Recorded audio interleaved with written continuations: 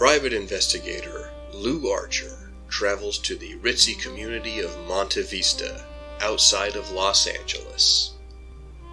He's hired by Peter Jameson, a young man who is upset that his one-time fiancée has broken off their engagement, is now deeply involved with the recent arrival to the community, a wealthy foreigner named Francis Martel. At first, Archer thinks this is simply a case of a heartbroken and entitled young man trying to dig up dirt on a romantic rival. But he discovers that other private interests are looking into Martel's background and the source of his money, and that the young woman at the center of it all, Virginia Fablon, has a history of tragedy, not the least of which is the suicide of her gambler father 7 years prior. The more that Archer investigates, the more he discovers the secrets and corruption that undergirds much of Monte Vista. If you've been around this channel for a minute, you know I'm a longtime fan of hard-boiled detective and noir stories. I didn't start reading Macdonald until later in life, around 2015 or so, after I'd run out of material from Raymond Chandler and Dashiell Hammett.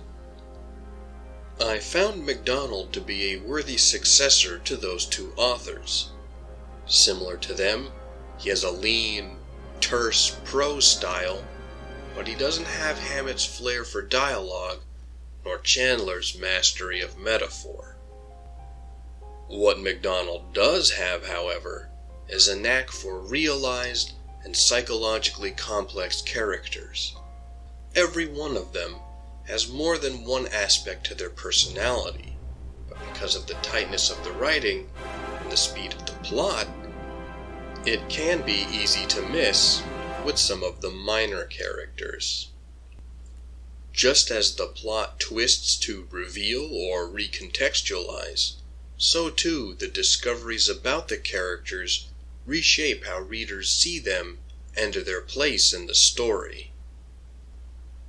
The primary theme of the novel is how obsession with money ultimately distorts and degrades someone's ability to live a fulfilled life. This isn't a book about greed exactly, so much as it's a novel about how being fixated on wealth and the appearance of wealth cuts people off from each other, making human interaction shallow, transactional, and unsatisfactory. One of the antagonists, Ketchel, uses money, debts, and gambling as a means of controlling people. Most of the characters, even the secondary ones, show themselves to be preoccupied with money and what it buys them, whether that be materially better lives, access to certain social circles, or a means of making their desires become real. This isn't, however, just a polemic against rich people. In his investigation, Archer visits every socioeconomic stratum, and the fixation on money is ubiquitous, coming up quickly in nearly every conversation. What sets Lou Archer apart is that he's not motivated by money. He knows he needs some to live, but his interactions are not controlled or even principally motivated by it. Even if the reader is unfamiliar with Archer from previous books, he makes his attitude about money apparent almost right away, when he tears up a $10 bill someone gives him as an attempted buy-off. And much later, he tells another character that money isn't the only thing in life. At a different point, when he has reason to walk away from the case and his employer, Archer stays, explaining that he always had trouble walking out on bad luck. He sees Peter Jameson at a moment of real weakness, when he's vulnerable and human. What the reader comes to understand is that Archer cares about people and is surprisingly sympathetic, even toward many of the characters readers can judge to be mean, or gross, or outright villainous. These traits make Archer quite different from, say, Sherlock Holmes, who famously cares little for the people involved in his investigations. For him, the cases are puzzles to keep his mind focused and stave off his addictions and the perpetual threat of boredom. This brings us to another major aspect I mentioned earlier about Macdonald's stories: psychological realism. While money and preoccupation with it infects most of the novel, the characters all have interior lives, motivations, and concerns, some of which are revealed over the course of the book. This element gives the characters in a story a sense of verisimilitude. They all feel real, even when the events or emotions are heightened well beyond the ordinary. There are also lots of smaller themes that crop up several times over the course of the story. The danger of a woman's beauty making her an object of men's covetousness.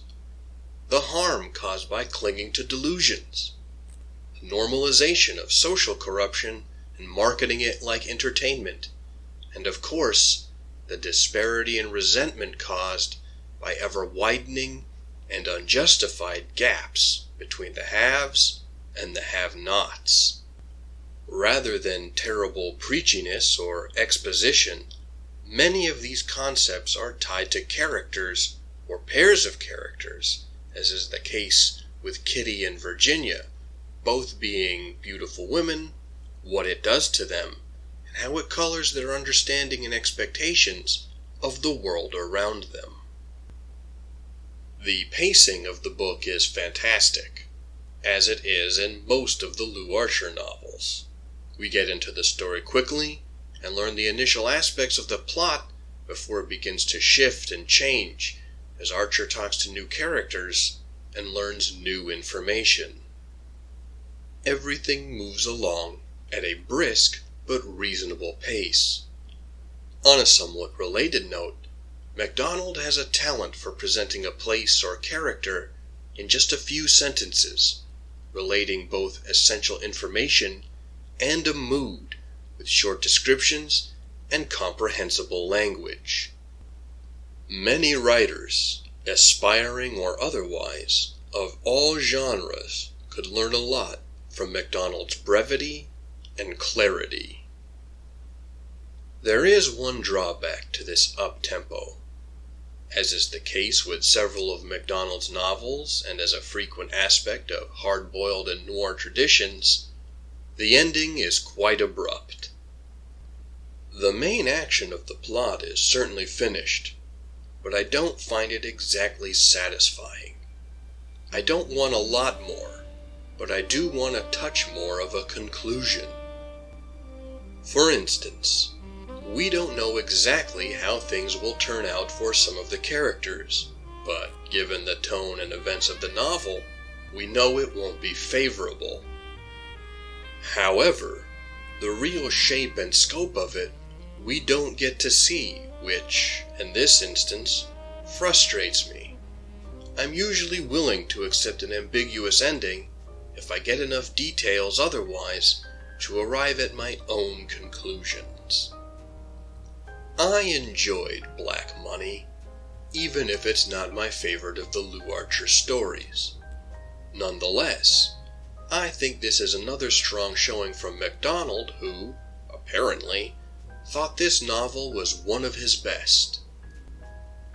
As I said before, even if you haven't read any of the preceding books in the series, you can still pick up this one and get a piece of the action. Anyone looking for a good noir story set in mid-1960s Southern California should certainly pick up this book.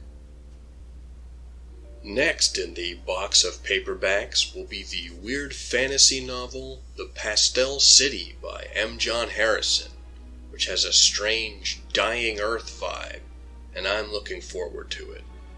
If you have the chance, I hope you'll join me for that one too. The video for it will be either toward the end of this month or early in February. Thank you for taking the time to listen to my peculiar notions. If you appreciate this channel and want to support it, you know what to do. You should also take a moment to like, share, comment, or subscribe to the channel of another YouTube creator you enjoy, because those are the best ways to stave off the inhuman depredations of the YouTube algorithm, which is a subject so sordid, even noir writers don't want to delve into it. Until next time, read some good books, live, and be well.